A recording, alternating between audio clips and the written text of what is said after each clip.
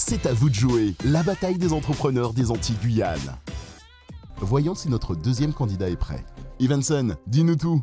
Pour l'instant, je me sens bien et je me suis préparé simplement avec mes associés. On va faire ce qu'il y a à faire. Notre deuxième candidat nous vient de la Guyane et nous présente son projet Airsoft. Bonjour. Bonjour Evenson.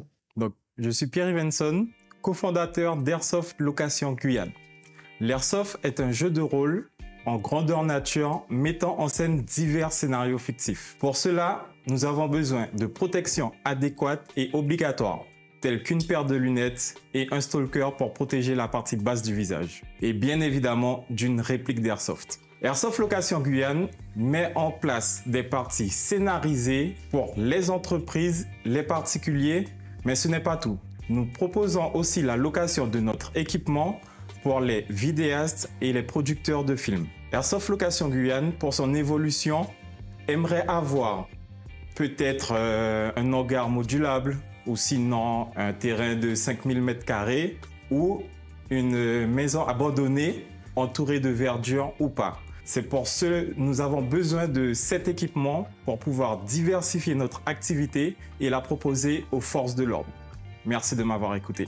Le pitch est clair, mais attendons l'avis de nos experts. Tu vois, déjà, il y a une chose qui m'a heurté dans ton propos. Tu as une présentation qui est claire, mais si demain je suis un investisseur, je ne veux pas me contenter d'un peut-être ou de ceci ou de cela. Il faut que tu sois précis. Quand tu parles du terrain que tu souhaiterais avoir sur la superficie, peut-être 5000 m², tu vois ce que je veux te dire? Il faut que tu sois précis, quitte à ce que ton objectif en cours de route puisse dévier. C'est pas très grave. Mais l'important, c'est qu'on sache où est-ce que tu veux aller et ce que tu veux faire. D'accord? D'accord. Ceci étant dit, ce que je comprends, donc tu es sur du jeu de rôle. C'est bien ça. Où les gens viennent participer, que ce soit particulier ou entreprise. C'est exactement ça. Depuis combien de temps est-ce que tu es créé? Ta société? Ça fait exactement 7 mois qu'on a créé l'entreprise. Premier chiffre d'affaires réalisé? On est à 14 000. D'accord. Ouais. Ok. Avec combien de personnes dans ton équipe? On est à 3. 3 associés? C'est exactement ça. Tu as clôturé ton pitch en parlant des forces de l'ordre. J'aimerais bien que tu précises parce que j'ai pas compris. On cible les forces de l'ordre car on peut leur proposer nos répliques. Ils en ont déjà quelques-unes. Je sais qu'ils ont l'habitude d'en utiliser. Et on peut leur proposer nos répliques pour pouvoir se développer, pour pouvoir mieux être dans un environnement de travail plus sain. En fait, ils peuvent mieux s'entraîner, c'est ça? Ils peuvent, voilà, améliorer leurs mouvements, leurs déplacements, leurs tactiques dans un bâtiment où ils pourront modifier le bâtiment à leur guise. Et quand ils sont dans le bâtiment, est-ce qu'ils vont utiliser des techniques de réalité virtuelle ou réalité augmentée, ou c'est simplement ils auront des silhouettes devant eux, des choses comme ça? Comment ça se présente? Donc après, c'est à eux de voir s'ils veulent mettre des silhouettes ou s'ils veulent faire contre leurs propres coéquipiers. Comme ça, ils seront vraiment implantés en immersion totale, en fait. Evenson, donc tu as dit que vous étiez 3, donc c'est 3 associés, des salariés ou On est des associés, on n'est pas encore salariés. On compte sur les dividendes pour se rémunérer. Est-ce qu'il y a des concurrents aujourd'hui sur cette activité en Guyane? En Guyane, il y a un seul concurrent, mais on est les leaders. On a ouvert avant lui. Nos répliques sont plus variées. Ce que tu appelles réplique, pardon, c'est les scénarios, c'est ça, c'est quoi? Donc, les répliques, c'est des copies d'armes factices.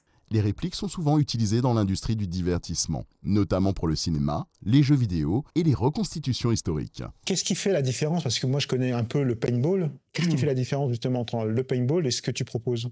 C'est les répliques qui sont très proches de la réalité et les scénarios. On fait en sorte que les scénarios soient le plus proches de la réalité que possible. D'accord. Qu'est-ce que vous avez fait jusqu'à maintenant en termes de communication pour vous faire connaître? Pour l'instant, la communication, on a commencé avec Instagram. La communication qui marche le plus, c'est le bouche à oreille. Parce que les clients, ils viennent, ils sont satisfaits, ils ont aimé la prestation, ils ont aimé le ressenti, ils en parlent autour d'eux et ils reviennent avec d'autres personnes. Evenson, je rebondis sur la communication quand tu dis bouche à oreille.